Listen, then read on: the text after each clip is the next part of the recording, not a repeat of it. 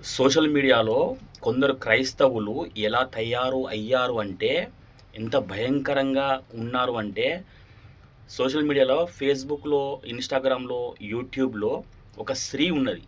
ఆ స్త్రీ ఒకతే అనే కాదు, చాలామంది స్త్రీలే ఉన్నారు. అయితే నేను ఒక్కళ్ళే చెప్తా ఉంటా. అయితే ఆ ఒక్క స్త్రీ వాక్యం చెప్తుంది. బైబిల్‌లో నుంచి ఏదో చిన్న వాక్యం చెప్తుంది. చెప్పి ఏదో మామూలుగా టైమ్ పాస్‌గా చెప్పిందన్నట్టు. చెప్పుడుతోనే మన జనాలు క్రైస్తవులే మళ్ళా వీళ్ళు అన్యులు గాదు. క్రైస్తవ జనాలే ఆమెను హైలైట్ జేసి పడేస్తున్నారు. లైకుల మీద లైకులు, కామెంట్‌ల మీద కామెంట్‌లు, వ్యూసుల మీద వ్యూసులు, ఫాలోవర్లు ఒకటే కొట్టుడు. ఆమెకు దాదాపు 3 నెలలలో 50,000 సబ్‌స్క్రైబర్‌లయిల్లు యూట్యూబ్‌లో. ఇంకా ఇన్‌స్టాగ్రామ్‌లో వేరే, ఫేస్‌బుక్‌లో వేరే, వేరే దాంట్లో వేరే గాని. అయితే నేను ఎందుకు చెప్తున్నానంటే, వేరే పురుషులు వాళ్ళు గూడా వాక్యం జెప్తాలు. కానీ వీళ్ళు కొంచెం ఎక్కువ లోతుగా వెళ్ళి సంఘం గురించి, కుటుంబం గురించి, సువార్త గురించి, నశించిపోతున్న వారి గురించి దుఃఖపడుతూ, బాధపడుతూ, రోదనతో, వేదనతో, భారంతో వీళ్ళు చెప్తున్నారు. వీళ్ళు చెప్పబట్టి దాదాపు 10 సంవత్సరాలు, 15 సంవత్సరాలు అయితాంది. కానీ వీళ్ళకు 1000 లోపే ఫాలోవర్స్ ఉన్నారు. యూట్యూబ్‌ల 1000 లోపే సబ్‌స్క్రైబర్లున్నారు. కానీ ఈ స్త్రీకి మాత్రం 3 నెలల్లోపే 50,000 మంది ఫాలోవర్లయిల్లు. అయితే నేను తప్పు ఆ స్త్రీని నేను అంటలేను. ఆమెది తప్పు కానే గాదు. ఆమె ఏదో మామూలుగా చర్చికి వెళ్తది గావచ్చు, వాక్యం వింటుంది గావచ్చు. ఆడ చెప్పిన వాళ్ళ పాస్టర్ చెప్పిన మాటలు మళ్ళీ ఆమె నేను గూడా అప్పుడప్పుడు చెప్తా ఉంటా. మా చర్చిల పాస్టర్ గాని, ఇంకా వేరే వాళ్ళు ఎవరన్నా వాక్యం చెప్తే అవి విని నేను వాళ్ళని కాపీ కొట్టి నేను గూడా చెప్తా ఉంటా. అలాగే ఆ స్త్రీ కూడా వాళ్ళు చెప్పిన మాటలు విని ఏదో మామూలుగా చెప్తాంది. చెప్పినందుకు ఆమెను తీసుకపోయి ఎక్కడ పెట్టిల్లంటే ఎక్కడనో పెట్టేసరికి ఆమె ఏమైతది ఇగ తట్టుకోలేకపోయి ఇగ ఆమె జీవితంలో జరిగిన విషయాలు, ఆమె సాక్ష్యాలు చిన్నప్పుడు జరిగినయి, ఇంకా చిన్నప్పుడు జరిగినయి, మధ్య వయసుకొచ్చినప్పుడు జరిగినయి, ఆమె పెళ్ళప్పుడు జరిగినయి, ఇగ ఆమె స్టోరీలు చెప్తాందిగ ఆమె. ఆమెకేం చెప్పాలనో, ఏం జేయాలనో అర్థమైతలేదు ఆమెకు. అర్థం గాక ఆమె స్టోరీలు చెప్తాంది. స్టోరీలు చెప్తాంటే వీళ్ళు ఇంకా ఈ మన సోషల్ మీడియాలో ఉంటారు గదా! పని పాట లేని వాళ్ళు. వీళ్ళు ఎట్లా అంటే కామెంట్‌లు, "ఓ నువ్వు బాగా చెప్తానవు, నువ్వు మస్తు చెప్తానవు, సూపర్ చెప్తానవు." వీళ్ళది ఏం లేదు. వీళ్ళది చూపు. ఆమె కొంచెం తెల్లగా ఉంటది. ఫోన్‌లో వస్తున్న కొన్ని ఉంటాయి గదా! యాప్స్, వాటిని ఉపయోగించుకుంటది. ఫిల్టర్ అంటారు గదా! ఫిల్టర్. ఆ ఫిల్టర్‌ని ఉపయోగించుకొని ఇంకా కొంచెం అందంగా అవుపడతది. ఇగ వీళ్ళు మన మామూలు క్రైస్తవులు, నిజమైన క్రైస్తవులని అంటలేను. నామకార్థ క్రైస్తవులు ఉంటారు గదా! ఇగ వాళ్ళకి సొల్లు గారుతాంది ఇట్లా. ఇట్లా ఒకటే గారుడు గారుతాంది ఇట్లా. ఆమె కళ్ళను జూత్తాల్లో, మరి ఆమె ముక్కును జూత్తాల్లో, ఆమె నోరు జూత్తాల్లో, ఆమె గొంతులోకెళ్ళి వచ్చే ఆ మృదువైన మాటలు వింటాల్లో, మరి నాకైతే అట్నే అనిపిత్తాంది నాకు. ఎందుకంటే నేను గూడా వాక్యం చదివున్నా, నాకు గూడా కొంచెం తెలుసు. బైబిల్ తెలుసు. ఆమె ఏం జెప్తాంది, వేరే వాళ్ళు ఏం జెప్తాల్లు, ఈమె దాంట్లో ఎంత లోతు ఉంది, వేరే వాళ్ళు చెప్పే దాంట్లో ఎంత లోతు ఉంది, నేను గ్రహించగలను. దాన్ని బట్టి నేను చెప్తాన్నా. ఆ స్త్రీదైతే తప్పు లేదు. ఆమె ఏదో మామూలుగా చెప్పుకుంటా పోతాంటే, ఈ మన సొల్లు రాజులు ఆమెనెక్కడనో పెట్టిల్లు. ఇది ఎంత దారుణం, ఎంత దయనీయం. మనం క్రీస్తును చూడాలే, క్రీస్తు మాటలు వినాలే, క్రీస్తును వెంబడించాలే. మనము మనుషులను వెంబడిస్తాను. మనుషులకు లైకులు కొడతానం. దేవునికి లైక్ కొట్టాలే, దేవునికి కామెంట్ అంటే ప్రార్థనలు చేయాలే. పక్కకు పెట్టి ఎక్కడ ఏ స్త్రీ వాక్యం చెప్తది, ఎక్కడ ఏ స్త్రీ పాట పాడుతది, ఎక్కడ ఏ స్త్రీ లైవ్ ఇత్తది అని 90% అని కూడా నేను చెప్పలేను గానీ, 50% క్రైస్తవులు వీళ్ళని చూస్తే నాకు ఎంత కోపం వస్తుందంటే, ప్రభువా వీళ్ళ కోసమా నువ్వు మరణించింది, వీళ్ళు మారడు తండ్రి, వీళ్ళకు మార్పు రాదు ప్రభువా అని అనిపిత్తది.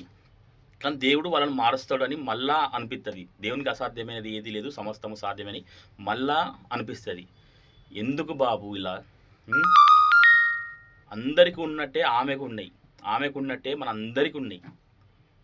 మనము పురుషులు ఎంతో భారం కలిగి, ఎంతో సంఘాల గురించి, సంఘాలు నిలబడాలని, కుటుంబాలు నిలబడాలని, సమాజంలో మనం అందరం మంచిగా ఉండాలని, అందరినీ క్రీస్తు తట్టు ఆకర్షించాలని, ప్రతి ఒక్కరిని క్రీస్తు మార్గంలోకి తీసుకురావాలని చెప్పేసి ఎంతో భారంతో, కన్నీరుతో ఎంతోమంది ఉన్నారు పురుషులు. స్త్రీలు కూడా కొందరు ఉన్నారు. స్త్రీలు లేరని అంటలేను గానీ కొందరు స్త్రీలు ఉన్నారు. వాళ్ళకి గూడా మరి వీళ్ళ మాటలు అర్థం కావు. ఎందుకంటే మరి వీళ్ళకసలు ఆ మాటలు గుచ్చుకుంటే కావచ్చు. యేసు ప్రభు కూడా మొన్న మా చర్చిలో ఒక పాస్టరు వచ్చిండు చెప్పిండు, యోహాను సువార్త 6వ అధ్యాయం అనుకుంటా, అల్లా బహుజన సమూహం అట. బహుజన సమూహము మొదటి వచనంలో స్టార్ట్ అవుతుంది, లాస్ట్కి ఎండింగ్ అలా 60 వచనాలు ఏమి ఉంటాయి.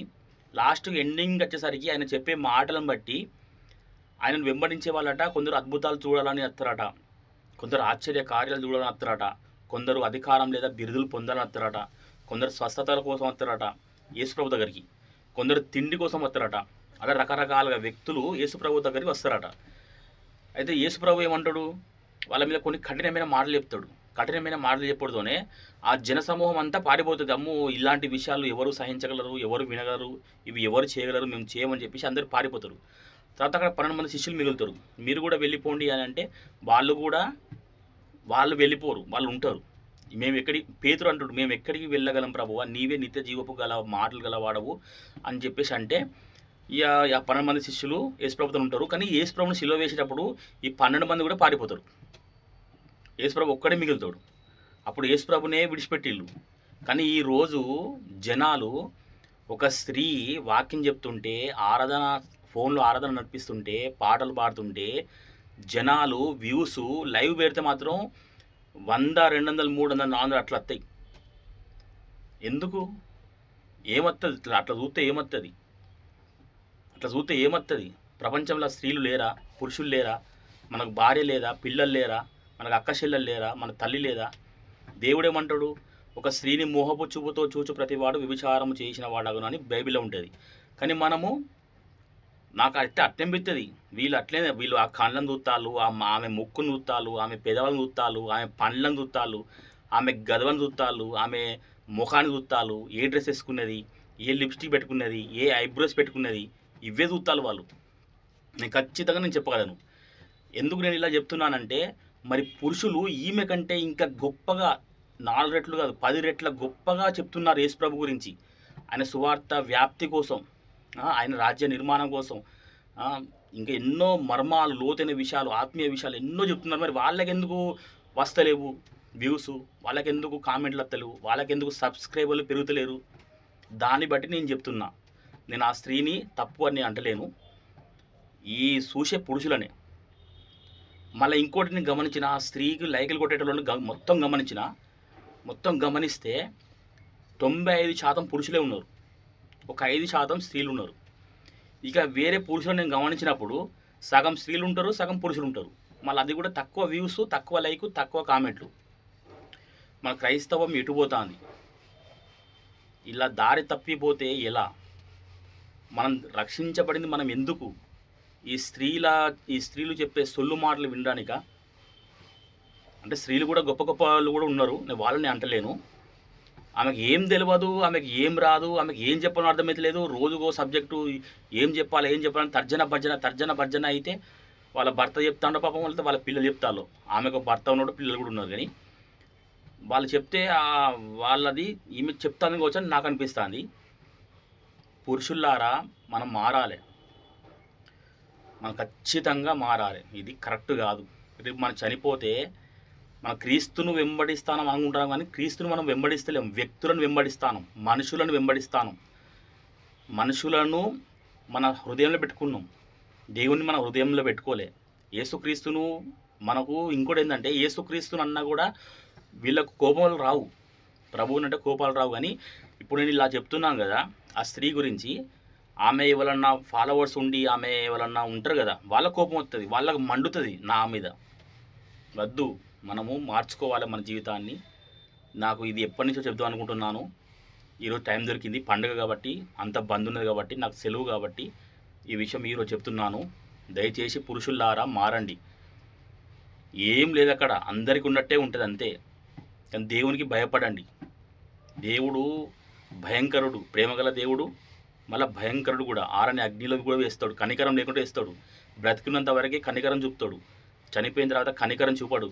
అక్కడ ప్రభువు అంటే వినే నాదుడే ఉండడు, అక్కడ దేవ అంటే వినే నాదుడే ఉండడు. ఇప్పుడు ఈ స్త్రీ ఉంటుంది కదా, ఆమె వచ్చి మిమ్మల్ని రక్షించదు, ఆమె వచ్చి మిమ్మల్ని కాపాడదు. ఆమెను ఎందుకు హైలైట్ చేస్తున్నారు మీరు? ఆమెను గొప్ప చేస్తే మీకు ఏమవుతుంది?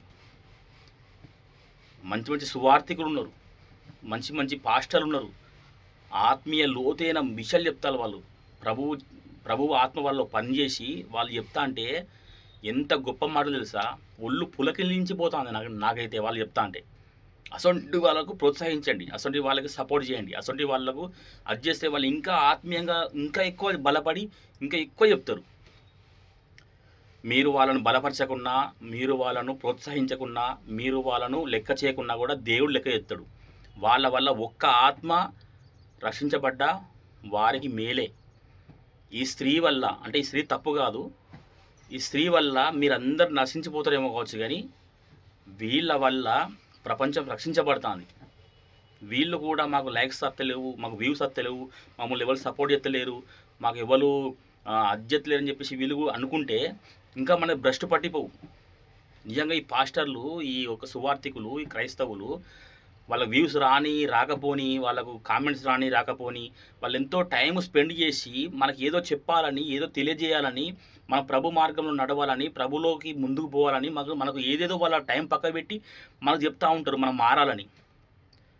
కానీ మనం ఏం చేస్తాం? మనం వినకున్నా కూడా ఎవరో ఒక్కరు వింటారు. ఆ విన్న వాళ్ళు మారుతారు, వాళ్ళు పరలోకం వెళ్తారు, వాళ్ళు రక్షణ పొందుకుంటారు. మీరందరూ స్త్రీలని వెంబడిస్తారా? వెంబడించండి. నేనైతే యేసుక్రీస్తుని వెంబడిస్తా.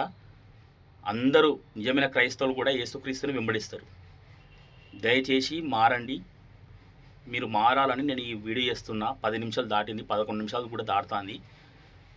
చాలా భారంతో, ఆత్మవేదనతో, దుఃఖంతో, కోపంతో కూడా చెప్తాను నేను.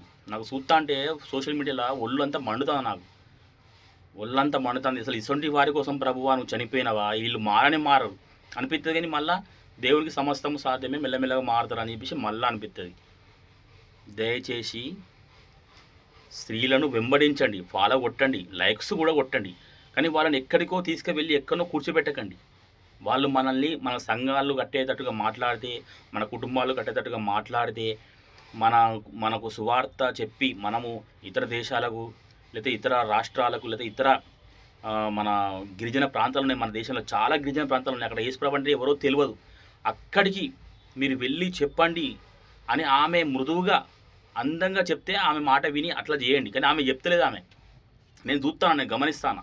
మరి మీ సువార్త చెప్పండి, నశించిపోతున్నారు, రక్షణ లేదు ఎవ్వరికి, వాళ్ళందరి దగ్గర మీరు వెళ్ళండి చెప్పండి అని ఇవి అసలు అంటనే లేదు. అసలు అంటది కావచ్చు అని చెప్పేసి నేను కూడా ఆమెను ఫాలో అవుతాను. ఆ మాటలు వస్తే కావచ్చు, ఆ మాటలు వస్తే దాన్ని నేను నా ఫేస్బుక్లో నేను పెట్టుదాం అని నేను అనుకుంటాను. కానీ అసలు ఆమె నోటి వెంబడ అసలు ఆ మాటలే వత్తలేవు.